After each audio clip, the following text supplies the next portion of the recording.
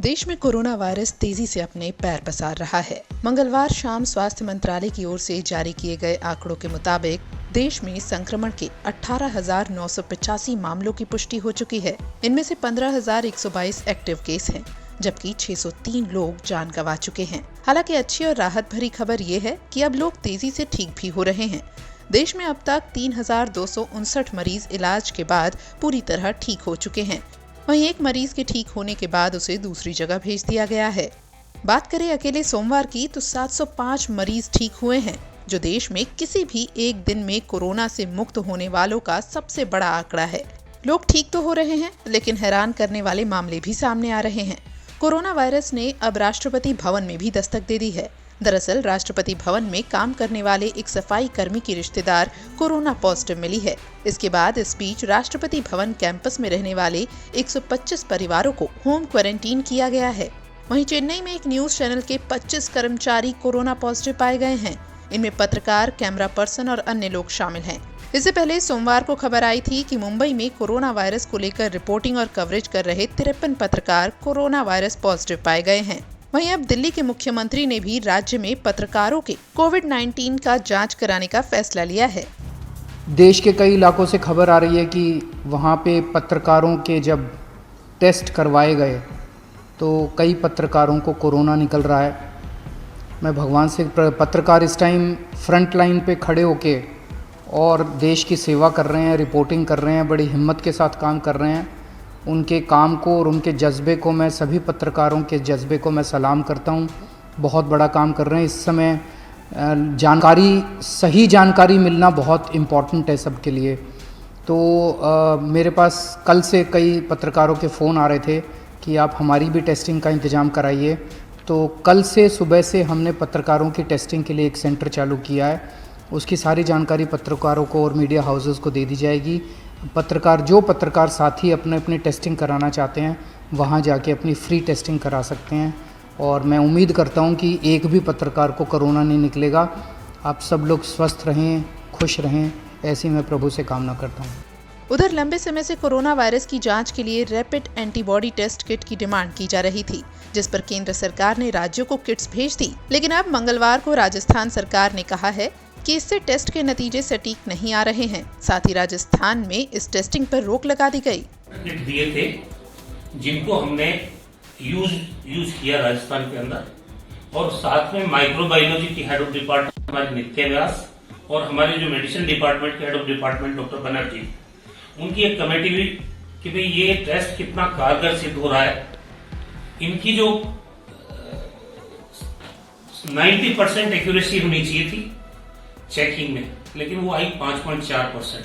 ICMR ने जो guideline इन test को करने के लिए जारी की थी, उनका भी पूरा ध्यान रखा गया। उसके बावजूद एक्यूरेसी खरा नहीं उतर रहे, तो फिर हमने इन टेस्ट को रोक दिया।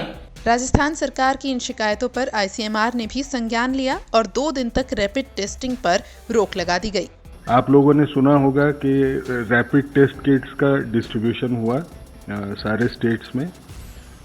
कल हमको एक स्टेट में से एक कंप्लेंट आई कि उसमें कम डिटेक्शन हो रहा है। तो हमने तकरीबन 3 स्टेट से आज पूछ लिया।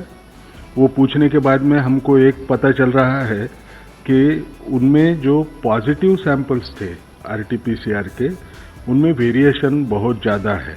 अगले 2 दिन में हम हमारे 8 इंस्टीट्यूट्स को फील्ड में भेजेंगे और जो किट्स हैं उनमें से वो लॉट्स लेके उसको टेस्ट करके वैलिडेशन करने की कोशिश करें। फील्ड में वैलिडेशन होगा, ये लैब में नहीं होगा।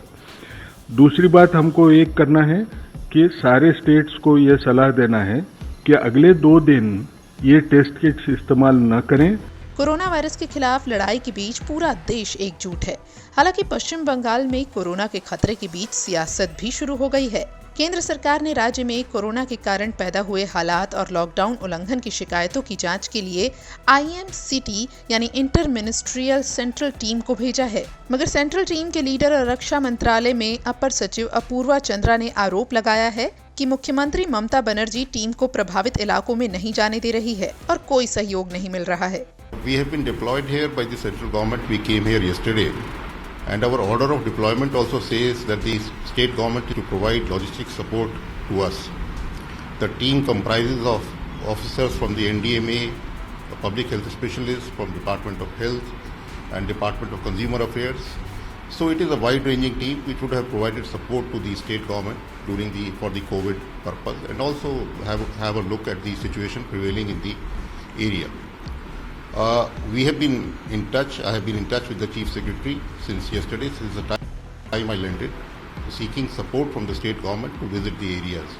केंद्र सरकार ने पश्चिम बंगाल समेत कुछ राज्यों में IMCT भेजने का फैसला लिया है। ये टीमें राज्यों में कोरोना के जमीनी हालात और लॉकडाउन उल्लंघन की शिकायतों पर अपनी रिपोर्ट केंद्र सरकार को भेजेंगी।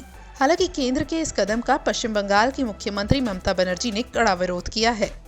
ये तो रहा देश का हाल। दूसरी जगहों की बात करें तो कोरोना के कहर से सबसे ज्यादा बुरे दौर से अमेरिका गुजर रहा है, जहां मरीजों और मौतों का आंकड़ा अलग रिकॉर्ड तोड़ रहा है। तो दूसरी ओर अब अमेरिका में कच्चे तेल की कीमतों में इतिहास की सबसे बड़ी गिरावट देखने को मिली है। अमेरिकी वायदा बाजार में कच्चा तेल सोमवार को ऐतिहासिक रूप से लुढ़कते हुए नेगेटिव में चला गया, 0 से $36 नीचे। दरअसल दुनिया भर में लॉकडाउन के चलते तेल की खपत में कमी की वजह से कच्चे तेल की मांग में भी भारी कमी आई है। वैसे ये गिरावट सिर्फ मई महीने के लिए है।